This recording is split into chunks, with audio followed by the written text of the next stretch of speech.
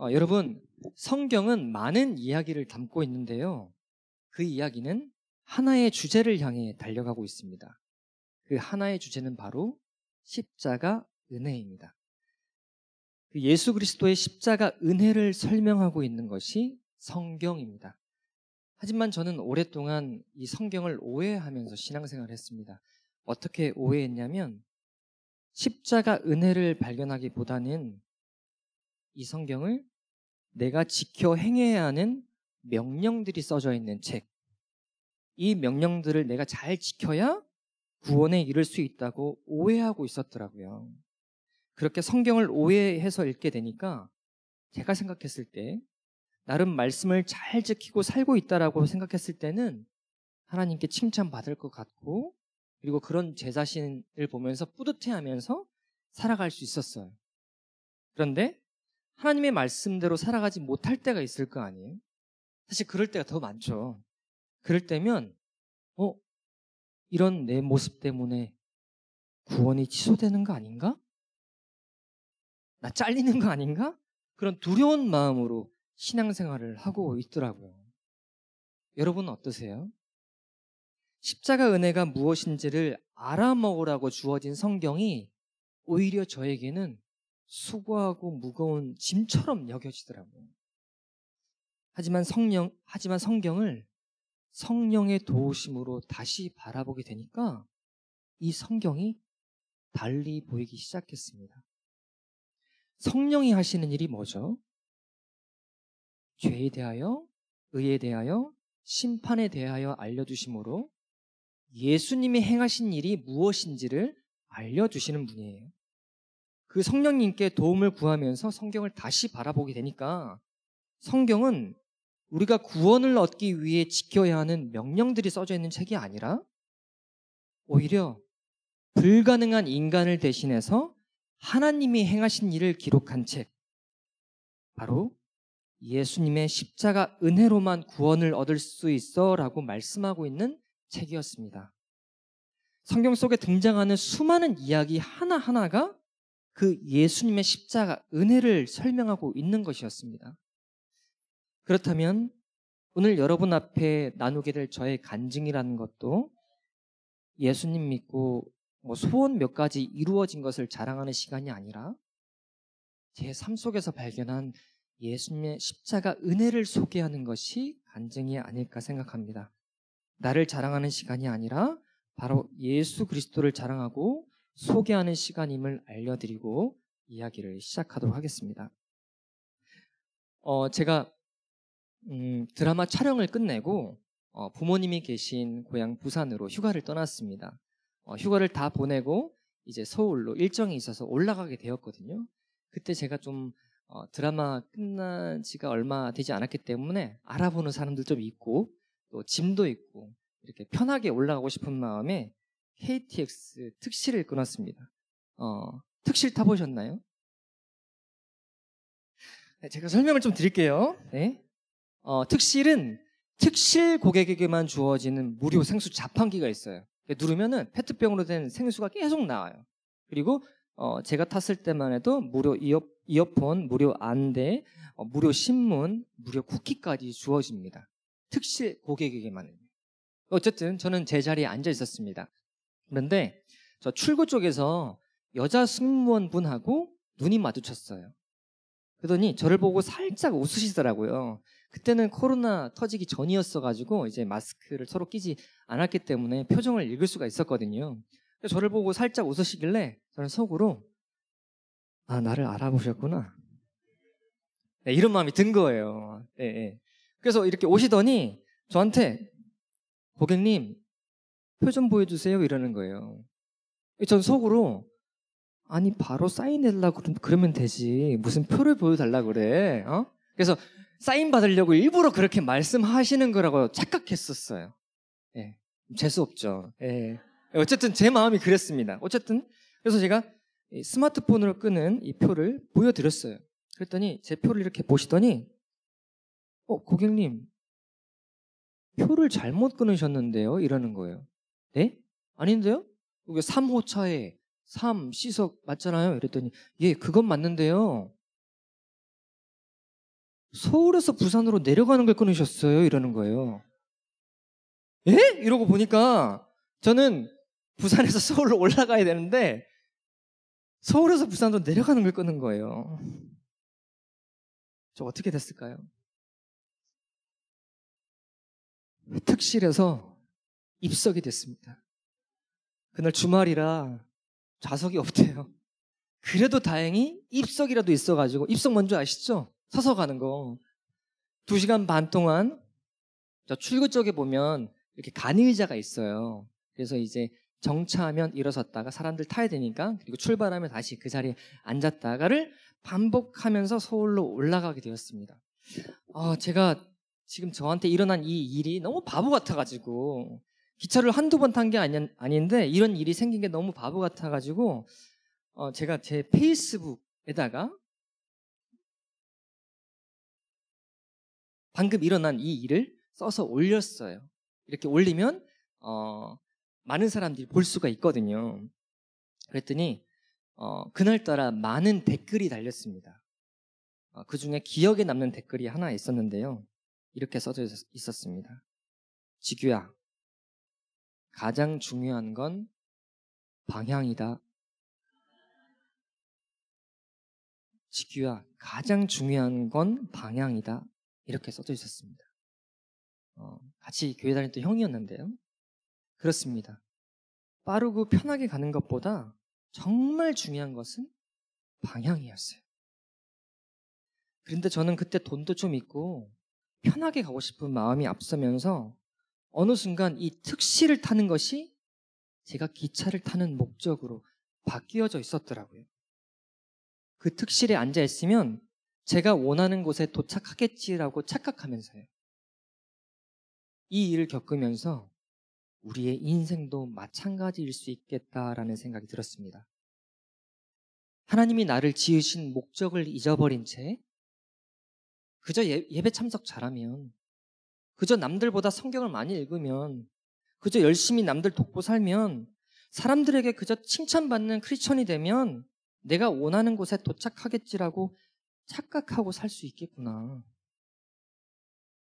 그렇다면 하나님이 나를 지으신 목적이 무엇일까요? 많은 사람들이 인생의 목적을 세상에서 성공한 사람, 세상에서 영향력 있는 사람들의 이야기를 통해 배우려고 합니다. 그분들이 제시한 그 길로 가면 행복하지 않을까 하고 그 길을 따라가려고 합니다. 그런데요, 그분들이 제시한 그 길이 아니면 어떡하죠? 열심히 노력해서 남들이 부러워하고 인정받는 삶을 잘 살고 있는데 사실은 엉뚱한 방향을 향해 가고 있는 것이라면 어떡하느냐 말이에요. 눈이 캄캄하지 않으세요? 저도 제가 끄는 그 티켓의 방향대로 움직였다면 어떻게 됐을까 생각해 봤어요. 부산에서 출발해 2시간 반이 흘러 도착했다는 안내방송을 듣고 내렸는데 부산이야. 특시를 타기 위해서 돈도 지불하고 그 자리에 앉아 있으면서 난 특시를 타고 있어. 그래서 뿌듯해하고 있었는데 도착한 곳이 처음 출발한 부산이야. 그렇게 생각하니까 진짜 눈앞이 캄캄하더라고요. 그렇다면 진짜 우리 인생의 목적과 방향은 무엇일까요? 도대체 우리는 왜 이 땅을 살아가는 걸까요? 아니, 처음부터 천국에서 태어나서 하나님과 평화롭게 살면 되는 거잖아요. 그렇게 만들어주시면 되는 거잖아요. 그럼에도 불구하고 왜 이 땅을 살게 하시면서 이렇게 힘들게 이 인생을 살게 하시는 걸까요? 그 이유가 뭘까요? 그렇죠? 그 이유가 있을 거 아니에요? 바로 성경에서 그 답을 주고 있습니다. 이사야 43장 21절 말씀입니다. 한번 띄워주시겠습니까? 약간 치우쳤네요. 제가 한번 읽어드릴게요. 이 백성은 내가 나를 위하여 지었나니 나를 찬송하게 하려 함이니라. 이 백성은 내가 나를 위하여 지었나니 나를 찬송하게 하려 함이니라. 여기서 나는 하나님을 말합니다.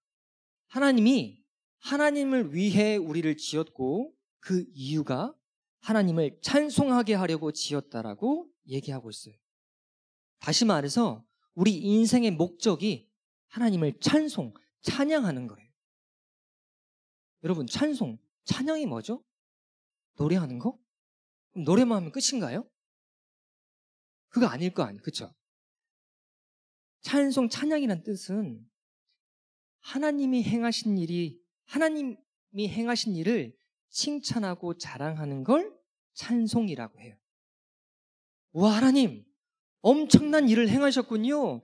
그 일 아니었으면 저는 정말 큰일 나는 거였군요. 그 일을 행해 주셔서 정말 감사합니다라고 그 행하신 일을 칭찬하고 자랑하는 걸 찬양이라고 해요. 그럼 찬송을 하기 위해서는 하나님이 행하신 일이 무엇인지를 알아야 찬송을 할 거 아니에요. 그렇죠? 에베소서에서 그 찬송의 내용을 자세히 설명하고 계십니다. 한번 볼까요? 에베소서 1장 5절에서 6절 말씀입니다. 네. 제가 읽어드리겠습니다. 네, 또 치우쳤네요. 그 기쁘신 뜻대로 우리를 예정하사 예수 그리스도로 말미암아 그의 아들들이 되게 하셨으니 이는 그가 사랑하시는 자 안에서 우리에게 거저 주시는 바 은혜의 영광을 찬송하게 하려는 것이라. 그 기쁘신 뜻대로 우리를 예정하사 미리 정해 놓으셨대요. 무엇을요? 예수 그리스도로 말미암아 그의 아들들이 되게 하셨대요. 우리를요. 저는 예전에 이 아들들이라는 단어를 보면서 아니, 하나님은 왜 이렇게 남자와 여자를 차별하시지? 라는 마음이 들었어요. 아니, 이왕이면 아들, 딸이라고 써주시면 좋잖아요. 아니, 실제로 다른 버전의 성경에서는 자녀라고 써져 있긴 한데 개역 개정에는 아들들이라고 써져 있거든요. 제가 남자임에도 기분이 썩 좋지 않았습니다. 그런데 알고 보니 우리를 아들들이라고 부르시는 이유가 있더라고요. 성경에서 아들이란 뜻은 씨를 가진 자, 생명을 가진 자라는 뜻이에요. 이 땅에 예수님이 어떤 모습으로 오셨죠? 아들로 오셨죠. 씨를 가진 자로, 생명을 가진 자로 우리에게 생명을 전해주기 위해 아들이라는 모습으로 오셨더라고요. 그리고 우리도 그 예수님을 통해서 그 생명을 가진 자가 되었고 또 누군가에게 생명을 전해줄 수 있는 자가 되었기 때문에 우리를 아들이라고 부르는 것이었습니다. 그러니까 더 이상 이 아들이라는 말로 기분 나빠할 필요가 없더라고요. 여튼 예수 그리스도로 말미암아 우리를 하나님의 아들들이 되게 하셨고 그 이유가 그가 사랑하시는 자 안에서 예수 그리스도 아니에요. 우리에게 거저 주시는 바 은혜의 영광을 찬송하게 하려고 아들로 삼아 주셨다라고 얘기하고 있어요. 무엇을 찬송하냐면 거저 주어진 은혜의 영광을 찬송하는 거래요. 은혜의 영광? 일단 은혜가 뭐죠? 받을 자격도 없고 갚을 능력도 없는 자에게 선물로 거저 주어지는 걸 은혜라고 해요. 그러니까 선물로 거저 주어진 영광을 찬송하는 건데 그럼 영광은 뭐죠? 영광은 보이지 않는 하나님의 사랑, 하나님의 용서, 이렇게 보이지 않는 하나님의 것이 보이는 것으로 나타난 걸 영광이라고 해요. 이 영광이 어디에 나타났냐면 십자가, 골고다 언덕에 세워진 십자가에 나타났어요. 이 십자가를 통해서 하나님이 우리를 어떻게 사랑하시는지, 우리를 어떻게 용서하셨는지를 보여주신 거예요. 정리하면 이렇습니다. 하나님께서 행하신 일은 예수 그리스도로 말미암아 우리를 하나님의 아들이 되게 하신 거예요. 그리고 그 이유는 은혜로 주어진, 선물로 거저 주어진 예수님의 십자가를 찬송하라고. 그러니까 십자가 은혜를 찬송하는 게 이 땅에서의 우리 삶의 목적이라고 얘기하고 있는 것입니다. 십자가 은혜가 아니었으면 난 죽은 존재였구나. 내가 훌륭한 사람이 되어서 구원에 이르는 것이 아니라 선물로 주어진 십자가로 말미암아 내가 살아난 거구나. 그 일을 행하신 예수님만을 의지하고 믿는 것이 우리를 지으신 목적이라는 것입니다. 근데 조금 실망스럽지 않으세요? 전 그랬거든요. 아니, 이왕이면 세상에서 능력 있는 사람이 되라거나 세상에서 칭찬받는 훌륭한 사람이 되어서 좋은 영향력을 끼치는 게 지구야 너의 삶의 목적이야 라고 말씀해 주시면 좋을 텐데, 사실 그렇게 알고 신앙생활을 했었고 영향력 있는 배우가 되려고 노력했었는데 그게 내 삶의 목적이 아니라고 하니까 당황스럽더라고요.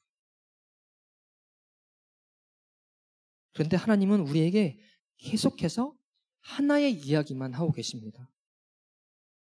내 아들 예수만 의지해. 너를 믿지 말고 내 아들 예수만 믿어야 돼. 그래야 죽은 존재였던 네가 살 수 있는 거야 라고 얘기하고 계시더라고요. 내 삶을 사는 동안 내가 왜 예수님의 십자가만을 의지하고 믿어야 하는지를 죽는 순간까지 배우게 하세요. 십자가 은혜가 아니었으면 난 존재할 수 없습니다. 이 고백하고 그 나라로 가는 거예요. 그래서 아버지와 영원히 거하는 그 나라에서는 이 땅에서처럼 예수님 부인하지 않고 예수 그리스도 안에서 안식을 누리며 살게 되는 거거든요. 그런데 우리는 틈만 나면 그 목적을, 하나님이 지으신 이 목적을 잊어버리는 자들입니다. 예수님의 십자가 은혜를 잊어버리는 자들입니다. 그래서 하나님은 우리에게 성령님이라는 선생님을 보내주셨어요. 그 성령님을 통해서 성경에서 십자가를 발견하게 해주시고 하나님이 창조하신 창조물 속에서도 십자가의 의미를 깨닫게 해주시고 우리 삶에서 일어난 사건 속에서도 십자가의 의미를 발견하게 해주시면서 우리들로 하여금 내가 십자가 은혜가 꼭 필요한 존재임을 계속해서 가르쳐 주십니다. 저와 여러분들 삶에 성령님을 통해 십자가 은혜를 알게 되는 기쁨이 가득했으면 좋겠습니다. 네. 네. 많이 진지했죠? 네. 네. 저의 결혼 이야기를 좀 해드리겠습니다. 잠깐만요. 목이 조금 아파가지고. 우리 스티커 기시게 한번 주실까요? 네.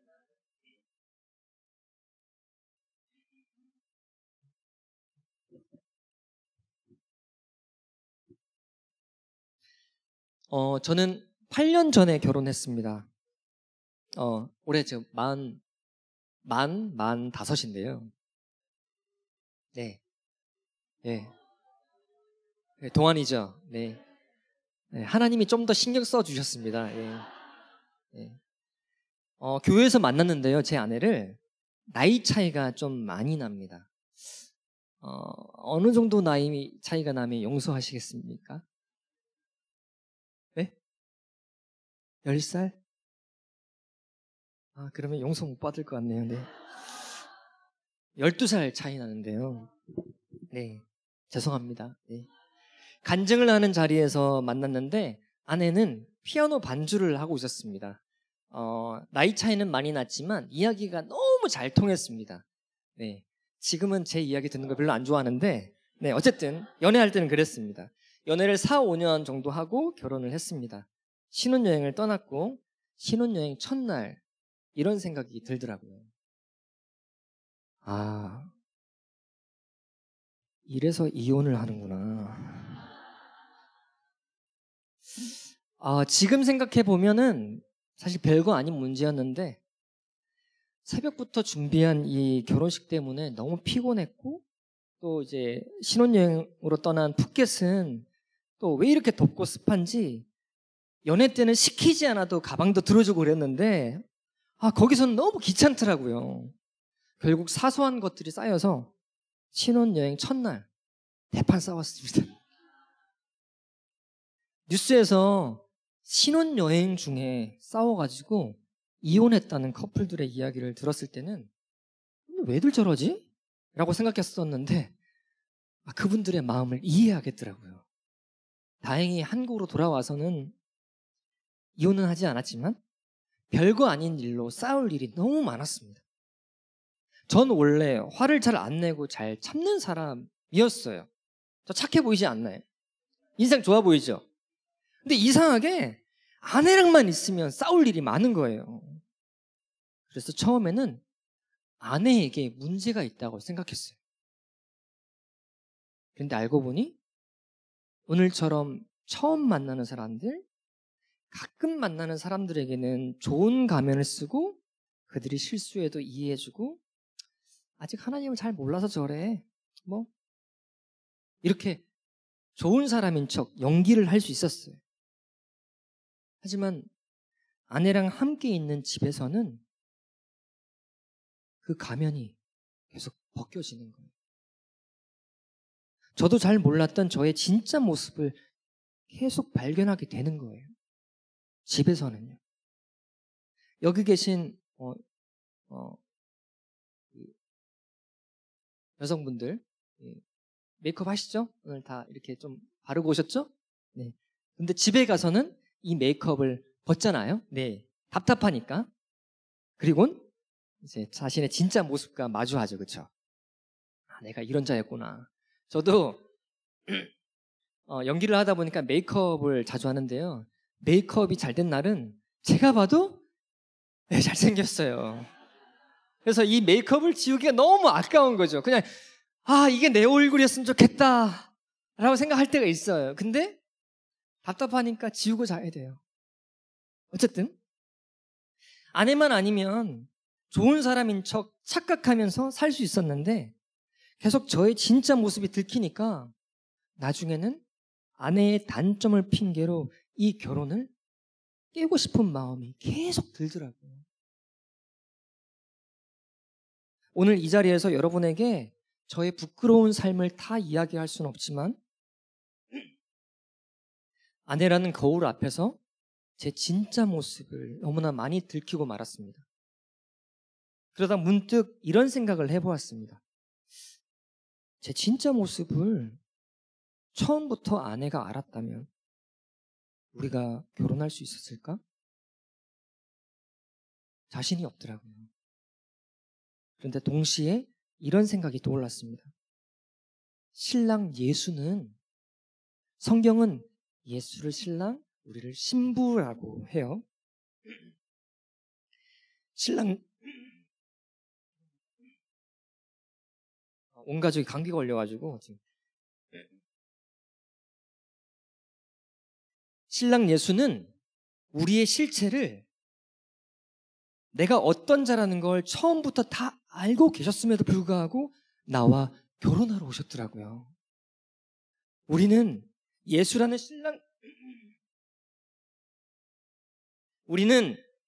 진짜 남편이 있었지만 내 욕심을 채워주는 것들을 남편 삼아서 수시로 이 진짜 남편을 떠나버리는 못된 신부였어요. 그럼에도 불구하고 우리와 결혼하겠다고, 우리를 구원하겠다고.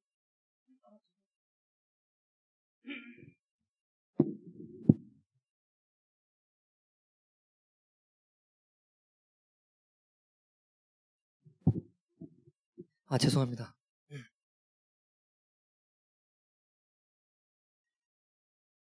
진짜 남편을 떠나버리는 못된 신부였음에도 우리와 결혼하겠다고, 우리를 구원하겠다고 오신 분이 바로 예수님이셨어요. 여러분이 꿈에 그리던 외모를 가진 사람을 만났어요. 이미 대부분 결혼하셨지만 한번 상상만 해보자고요. 아직 내가 미혼이다. 근데 꿈에 그리던 외모를 가진 사람을 만났어요. 그런데 그 사람이 알고 보니 쓰레기야. 그 사실을 알고도 그 사람과 결혼할 수 있을까요? 네, 고개를 절레절레 흔드시는데 그거 쉽지 않죠, 그렇죠? 그런데 신랑 예수는요, 우리의 정체를 다 알고 계셨음에도 불구하고 우리를 찾아오셨어요. 끊임없이 당신을 떠나버리는 못된 신부인 우리를 포기하지 않으시고 끝까지 찾아가선 결국엔 당신의 신부로 만들어내세요.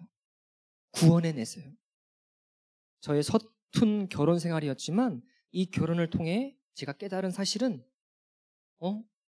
나는 언제든지 이 결혼이란 약속을 쉽게 깨버릴 수 있는 자이지만 신랑 예수는 한 번 약속하신 이 결혼을 절대 깨시는 분이 아니구나 라는 걸 알게 되었습니다. 이 이야기를 잘 설명해 주는 모델이 있는데요. 바로 베드로입니다. 예수님께서 목숨 바쳐 예수님을 지키고 사랑하겠다고 하는 베드로에게 네가 나를 닭 울기 전에 3번 부인할 거야 라고 미리 예고하셨습니다. 저는 이 이야기를 읽으면서 바보 같은 베드로 2번까지는 부인을 했어도 그때 정신을 차려가지고 그때 예수님이 이런 얘기를 했지. 그래 예수님 부인하지 말아야지. 나였으면 절대 예수님 부인 안 했을 텐데 이런 생각을 했었거든요. 그런데 그게 아니더라고요. 결국 예수님을 부인했던 베드로에게 예수님이 찾아오셔서 예수님이 죽고 사흘 다시 부활하시고 나서 베드로에게 찾아와서 뭐라고 하셨죠? 혼내셨나요? 저라면 그랬을 것 같아요. 야, 내가 너 그럴 줄 알았다. 뭐 목숨 바쳐서 나를 사랑하겠다고? 야, 꺼져. 이럴 것 같은 거예요. 너무 배신감이 드니까. 너무 얄밉잖아요. 말이라도 하지 말지. 목숨 바쳐 지키겠다는 그런 약속이라도 하지 말지. 그런데 예수님은 찾아오셔서 그렇게 얘기하지 않으셨어요. 뭐라고 얘기했냐면 네가 나를 사랑하느냐? 그때 베드로는 비로소 알게 되었습니다. 나는 누구 하나 제대로 사랑할 수 있는 능력이 없는 사람이었구나. 내가 목숨 바쳐 예수님을 사랑한 게 아니라 예수님께서 목숨 바쳐 나를 사랑하신 거구나 라는 걸 알게 되었어요. 이걸 깨닫고 나서야 비로소 베드로는 복음을 전하기 시작했어요. 예전에는 베드로의 이야기를 읽으면서 난 절대 베드로처럼 예수님 부인하지 말아야지라고 생각했었는데 자세히 보니 제가 그 자리에 있었어도 예수님을 부인할 자가 바로 저였더라고요. 100%. 순간순간 얼마나 예수를 부인하고 사는지 모르겠어요. 저란 사람이. 얼마 전에 치과에서 충치 치료하다가 예수님 부인했어요. 아니, 왜냐면 이제 드릴로 썩은 부분을 이렇게 갈아내잖아요. 근데 문득 예전에는 목에 칼이 들어와도 차라리 여기서 순교하겠다 뭐 이런 마음이 있었는데 그날은 이상하게 드릴이 막 이렇게 충치를 이렇게 긁어내는데 만약에 이 사람이 나한테 이걸로 나를 협박한다. 너 예수 믿을래? 너 어떻게 할래? 이렇게 얘기하면 너무 무서운 거예요. 드릴로. 그때 알았어요. 내가 예수님 부인할 자구나. 그때 또 알았어요. 내가 예수님 부인한 자 맞네. 내가 목숨 바쳐서 예수님을 사랑한 게 아니라 그 예수님이 목숨 바쳐 나를 사랑하신 거구나. 베드로뿐만 아니라 성경 속에 실망스러운 인간들 진짜 많거든요. 그 사람들 보면서 마음속으로 정죄도 많이 하고 어이 바보 같은 놈들, 이렇게 죄인 같은 놈들 이렇게 생각했었는데 성령님을 통해서 다시 바라보게 되니까 다 우리들의 모습을 설명하고 있는 모델들이었어요. 복음이 무엇인지를 설명하기 위해 하나님이 준비한 죄인들이었어요. 그리고 그 모습이 내 모습인 걸 알게 되니까 손가락질을 거두게 되고 입을 닫게 되더라고요. 내 모습이니까. 예수님을 저주하고 부인했던 자 베드로. 그런 죽어 마땅한 자를 포기하지 않은 것처럼 지금 내 모습이 아무리 더럽고 추악한 모습일지라도 우리를 포기하지 않으세요. 아니, 포기할래도 할 수가 없어요. 왜냐하면 이미 십자가가 세워져 버렸거든요. 이미 구원을 완성하셨거든요. 얼마나 안심이 되는 얘기예요. 그래서 굿 뉴스, 복음이에요. 기쁜 소식이에요. 내가 하는 거에 따라서 구원을 받는 것이 아니라 하나님이 이미 내 꼬라지와 상관없이, 나의 행위와 상관없이 이미 십자가로 나의 구원을 완성해버렸대요. 제 아내랑 12살 차이 난다고 말씀드렸잖아요. 저 20살 때 8살이었습니다. 제가 군대 있을 때 초등학교 학생이었어요. 1학년. 여러분 나이에서 한번 12살 밑으로 한번 까보세요. 이렇게. 내 배우자가, 물론 이미 결혼하셨고 결혼할 분도 계시지만 내 배우자가 12살 밑이다. 무슨 잘못을 해도 용서할 수 있을 것 같지 않으세요? 근데 저는 안 되더라고요. 전 잘할 수 있을 거라고 생각했었거든요. 되게 착한 사람이었고 남들을 잘 용서할 수 있는 사람이라고 생각했거든요. 그런데 하나님은 제가 그런 자가 아니라는 걸 이미 알고 계셨어요. 지규야, 네가 정말 누구를 변함없이 사랑할 수 있다고? 그래, 한번 해봐. 그래서 나이 차이가 많이 나는 결혼을 허락하신 게 아닌가라는 생각이 들더라고요. 결혼을 통해 깨달은 사실은 변함없는 사랑과 용서를 할 수 있는 분은 하나님밖에 없구나. 그때서야 하나님의 사랑과 용서가 얼마나 대단한 건지를 조금 실감하겠더라고요.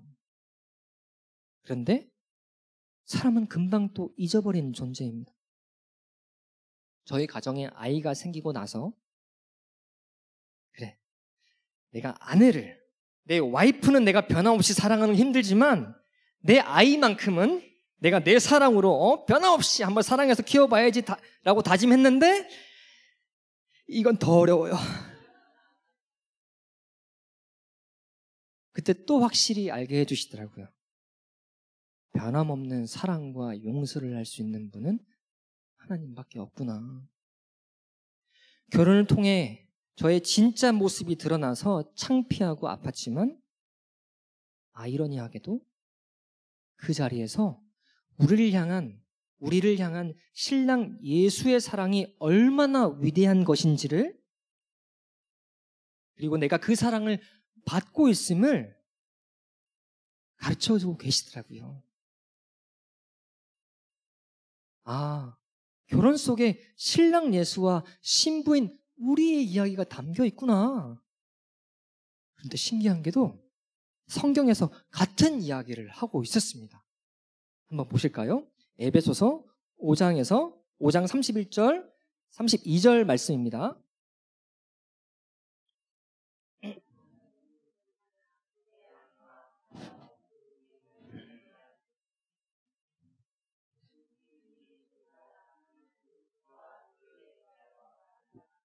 감사합니다.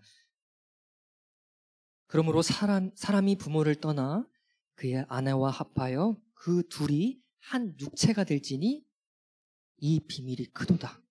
나는 그리스도와 교회에 대하여 말하노라. 결혼할 때 주례사로 쓰이는 말인 줄 알았는데 그게 아니라 남편과 아내가 만나는 이야기 속에 사실은 비밀이 숨어 있는데 그건 신랑 예수와 신부인 교회가 하나 되는 이야기를 숨겨놓은 거야 라고 사도 바울이 지금 이야기하고 있는 거예요. 신랑과 신부의 하나됨은 신부 측의 노력이 근거가 되어서가 아니라 신랑이 우리를 찾아오심으로 완성되는 거라고 얘기하고 있어요. 여러분, 가수 션 부부 아세요 혹시? 한 번도 싸운 적이 없다라고 말하는 션부가 있어요. 예, 세상에 그런 부부가 있더라고요.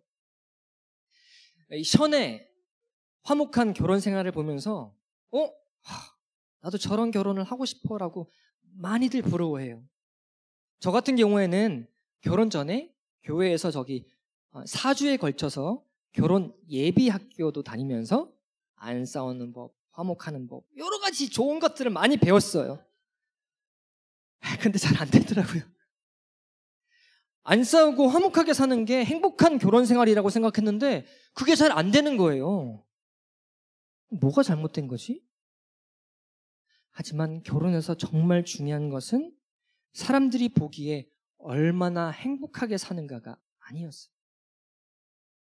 하나님께서 결혼을 통해 우리에게 하고 싶었던 이야기는 많이 싸우든 덜 싸우든 행복하든 그렇지 않든 그게 중요한 것이 아니라 결혼 안에서 신랑 예수의 사랑을 발견하라는 것입니다. 변함없이 누군가를 사랑하는 게 어떤 건 줄 아니? 그게 얼마나 힘든 건지 경험해보라는 것입니다. 쉽지 않은 결혼 생활을 통해서 변함없이 우리를 사랑하시는 하나님의 사랑을 비로소 알아먹으라는 것입니다. 주님의 사랑으로 우리가 신부가 될 수 있었음을 알고 그 신랑만을 의지하라는 것입니다. 이것이 우리에게 결혼을 허락하신 진짜 의미, 목적이더라고요. 앞서 제가 기차 이야기 했죠. 빠르고 편하게 가는 것보다 가장 중요한 것은 뭐다? 네, 방향. 성경이란 기차가 우리를 예수님의 십자가로 안내하듯이 오늘 이렇게 드리고 있는 이 예배도, 이 예배라는 기차도 우리를 십자가로 안내하고 있어요. 마찬가지로 결혼이라는 기차도 신랑 예수의 십자가 사랑으로 우리를 안내하는 게 그 목적이라고 할 수 있는 것입니다. 그런데 예수님의 십자가 사랑을 제대로 알기 위해선 내가 성경이 말하는 죄인임을 확인해야만 합니다. 기필코 확인시켜 주십니다. 그렇지 않으면은 자기를 의인이라고 생각했던 바리새인들처럼 구원자이신 예수님이 이 땅에 왔지만 그분을 필요로 하지 않아요. 인정하지 않아요. 이 땅에 하나님이신 예수님이 이 땅에 오셨는데 2000년 전에 그분을 인정하지 않아요. 왜요? 누구보다 하나님 말씀대로 잘 살고 있는데 그래서 자기를 의인이라고, 죄인이 아니라 난 의인이라고 잘 착각하고 있는 사람들이 십자가라는 구원의 방법을 필요로 할까요?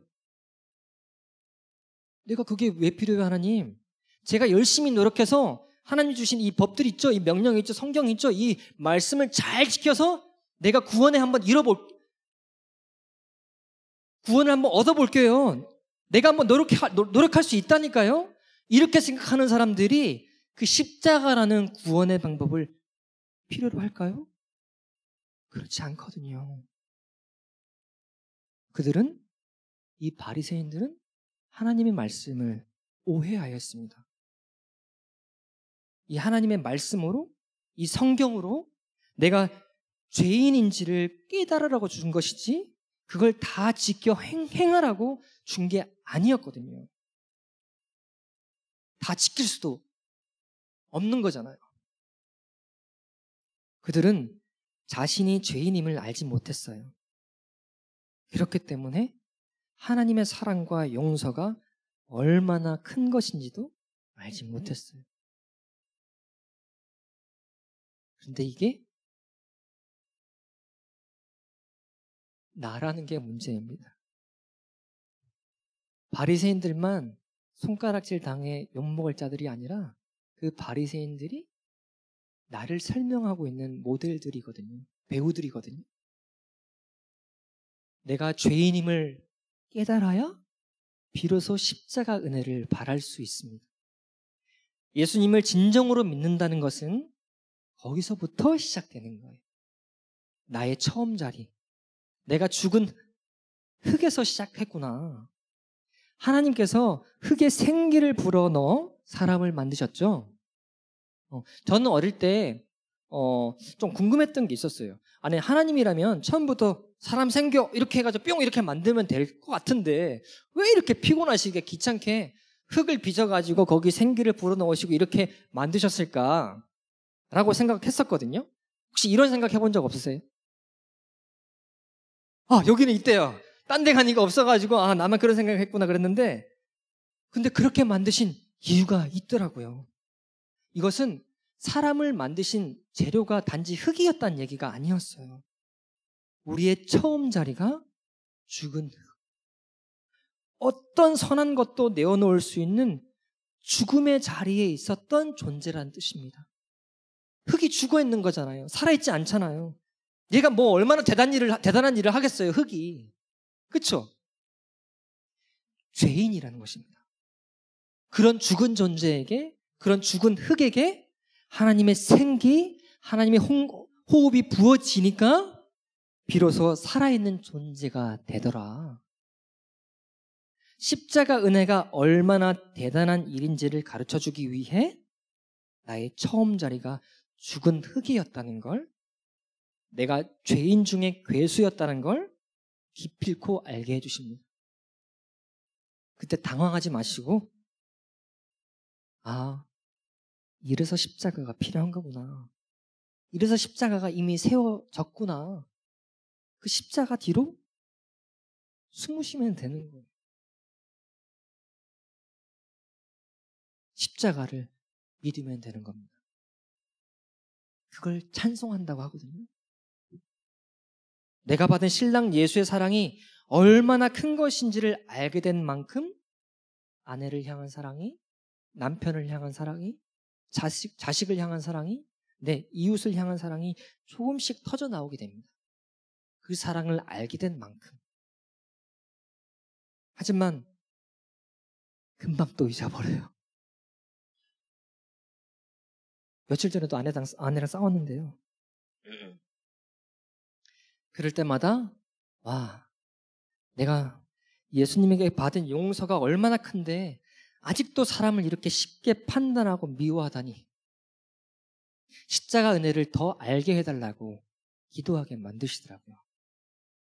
아내가 저에게 거울이 되어 저의 진짜 모습을 발견하게 해 주었듯이, 그래서 아내에게 너무 미안하고 고맙습니다. 이 성경도 예수님도 우리에게 거울이 되어서 우리의 진짜 모습을 발견하게 해주십니다. 내가 이런 자였나 싶을 만큼 내 실체를 폭로해 내십니다. 너무 실망스럽고 부끄럽습니다. 하지만 그 자리에서 십자가 은혜는 더 빛을 발하게 되는 것입니다. 그 십자가 사랑으로 내 실체를 가려주신 거구나. 나의 부끄러운 죄를 덮어주셨구나. 그러니 정말 감사합니다라고 그분을 진짜 찬양하는 자리로 나아가는 것입니다. 어때요? 결혼 속에 그 십자가의 의미가 담겨져 있죠?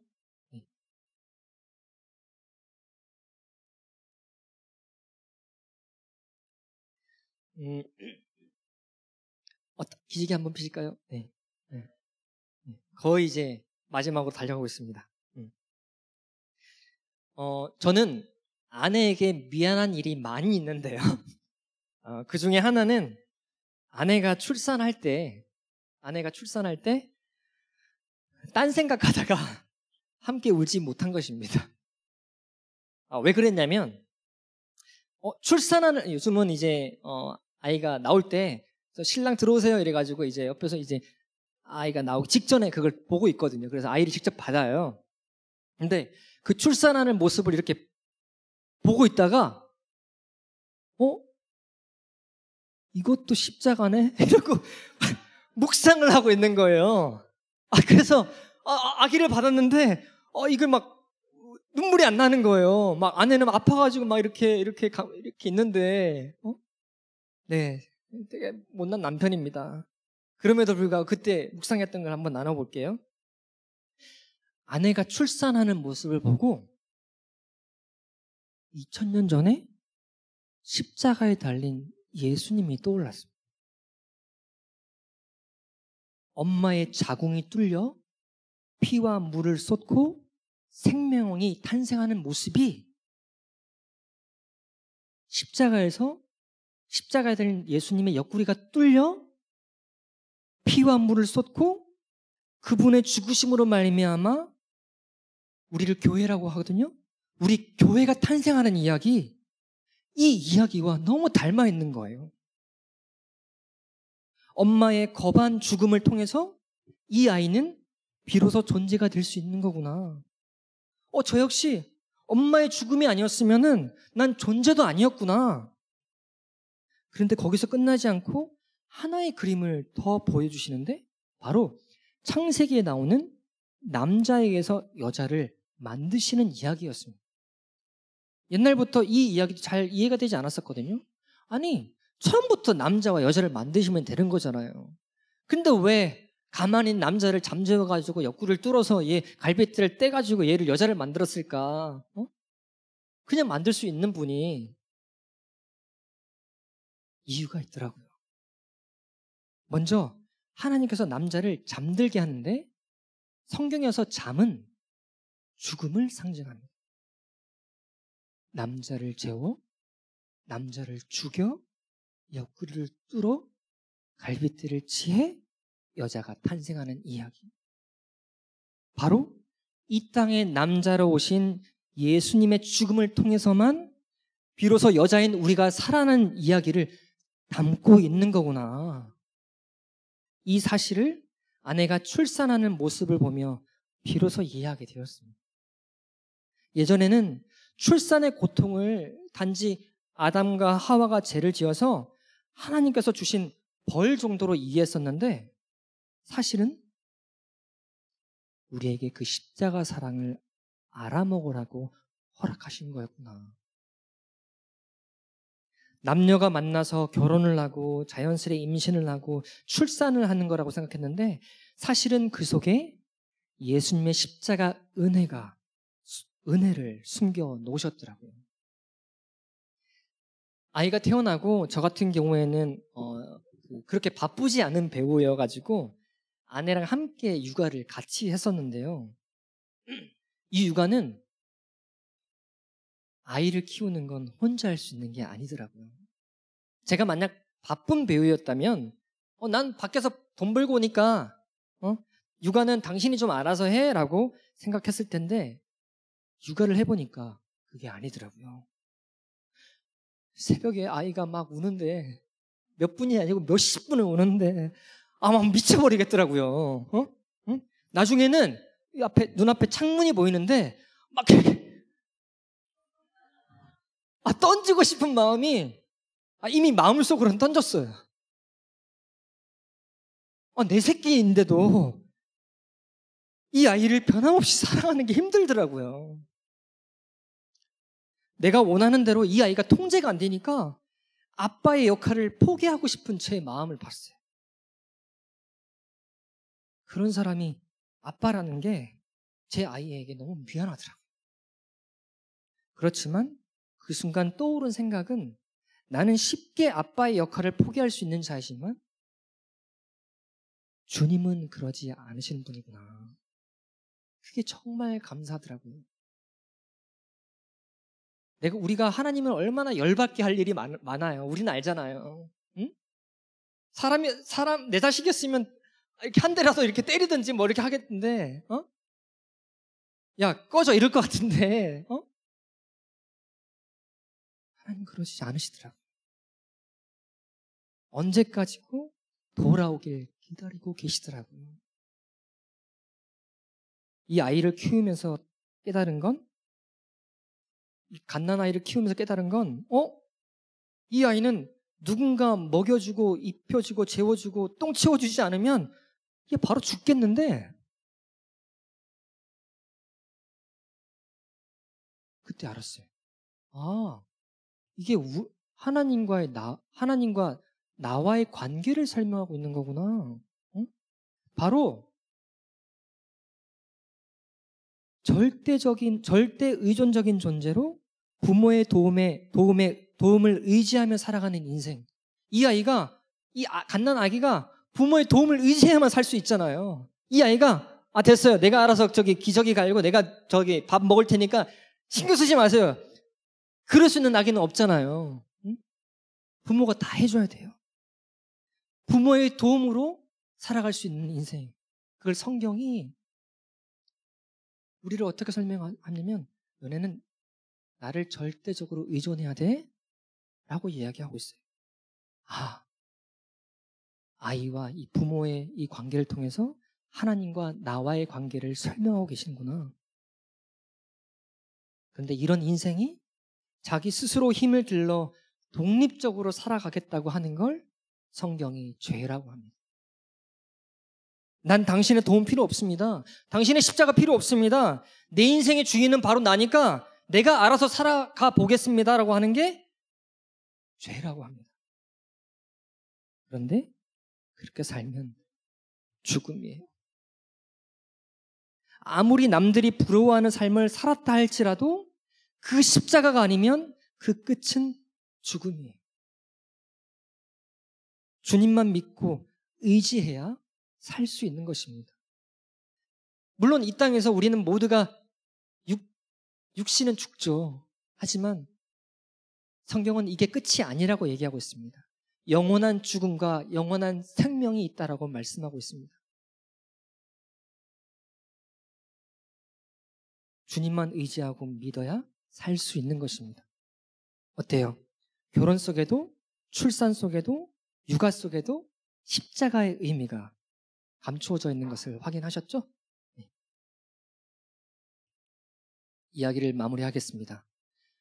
하나님께서 우리 삶에도 십자가를 숨겨놓으셨지만 하나님께서 창조하신 창조물 속에서도 그 십자가를 숨겨놓으셨어요.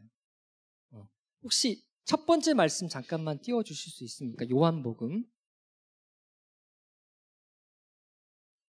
제가 한번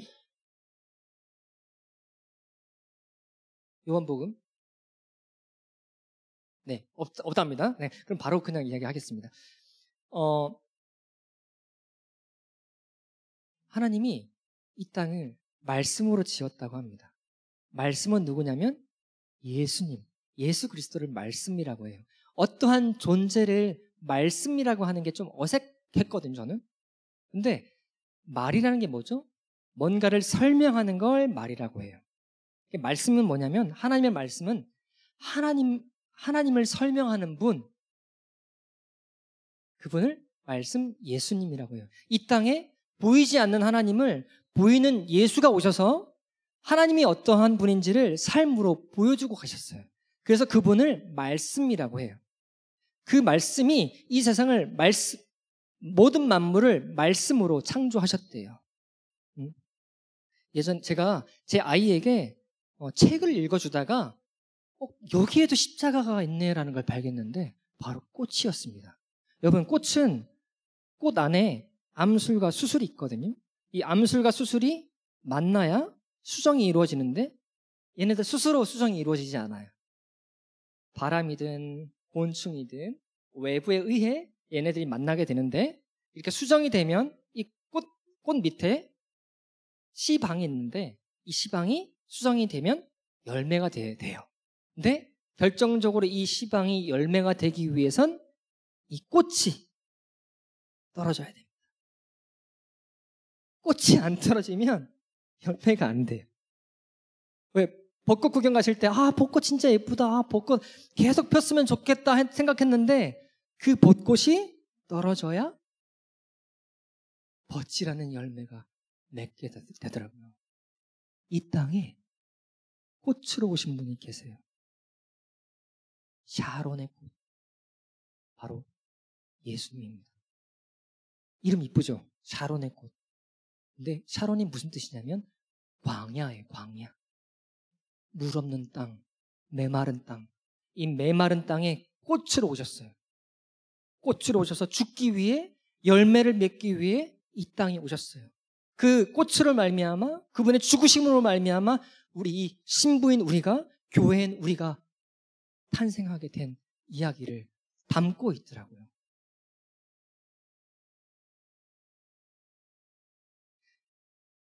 세상의 모든 것이 십자가를 설명하고 있습니다. 하지만 숨은 그림 찾기처럼 숨어 있습니다. 오직 성령 하나님을 통해서 세상 모든 피조물들 속에 숨어 있는 십자가 사랑을 맛보게 해주십니다. 그리고 그 십자가 사랑을 알게 된 만큼 이웃사랑이라는 향기가 조금씩 터져 나오게 됩니다. 용서가 일어납니다. 쉽게 남을 손가락질 못하게 됩니다.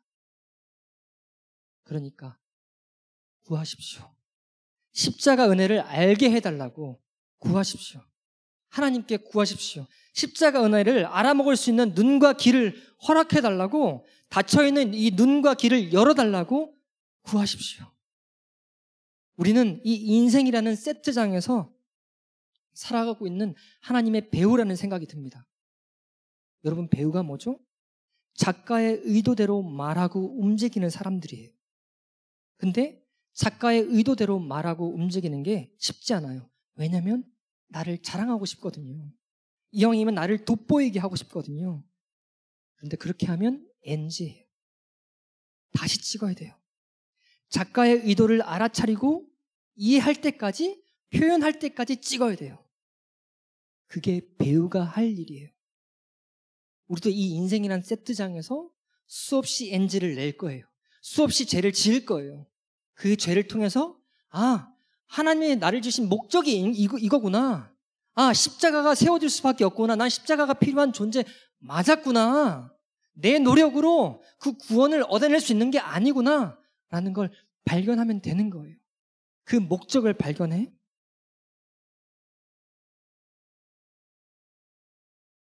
그 하나님 목적대로 살아가는 진짜 귀한 인생, 진짜 행복한 인생이 되었으면 좋겠습니다.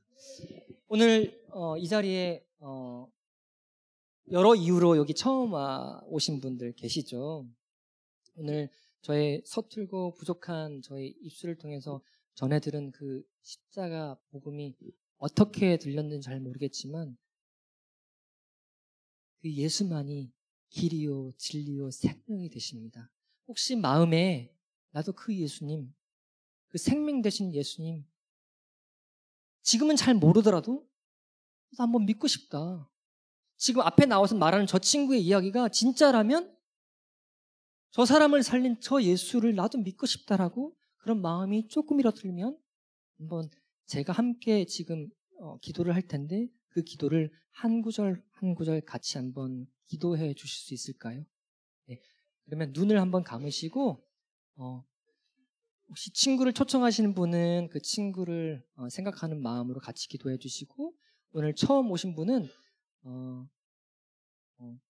들리지 않아도 됩니다. 그냥 제가 한 구절 한 구절 읽을 때 작은 소리라도 한번 입술로 한번 따라해 주시면 감사하겠습니다. 기도하겠습니다. 하나님, 이 세상을 창조하시고 하나님의 계획 가운데 나를 이 땅에 보내주신 것을 이제 알았습니다. 그동안 하나님을 모르고 내 뜻대로 살아온 것을 회개합니다. 예수님이 나의 죄를 대신해서 십자가에서 돌아가신 후 다시 살아나신 것을 믿습니다. 이제 내 마음에 오셔서 내 삶의 주인 되어 주세요. 예수님의 이름으로 기도드립니다. 아멘.